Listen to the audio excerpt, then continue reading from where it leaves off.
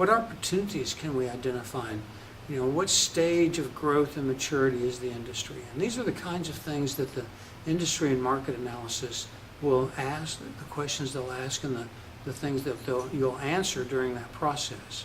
And one of the tools that you'll use during the industry and market analysis is going to be the Michael Porter 5-force analysis. Michael Porter came up with this back in the mid-90s or the early mid-80s, sorry, and I think about 1985 he came up with it, and it's been used really tremendously by companies since then.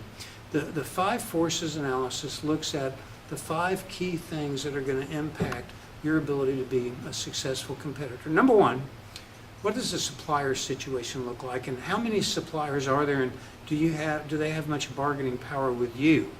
What do the customer situation look like? How much bargaining power do your customers have with you? What's the competitor situation look like? Is it an aggressively competitive business or one that maybe isn't as aggressively competitive?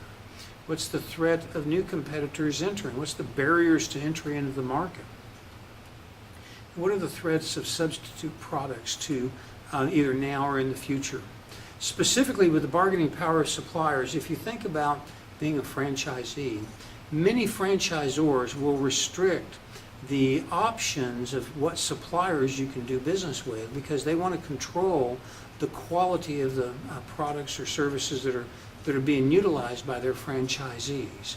That situation puts you at a handicap because you don't really have the option of going to a variety of other vendors and getting competitive pricing. So you're stuck.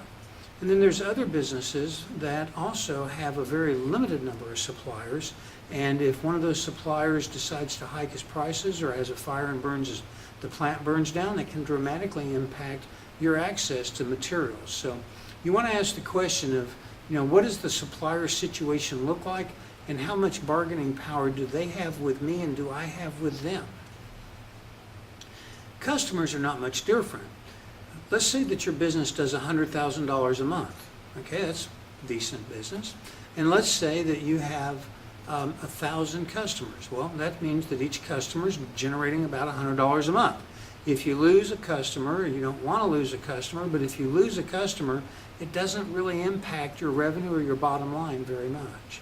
On the other hand, if you're generating $100,000 a month and you only have 5 customers and you lose a customer, that's a big deal. That's a lot of revenue loss. So what is your customer situation going to look like?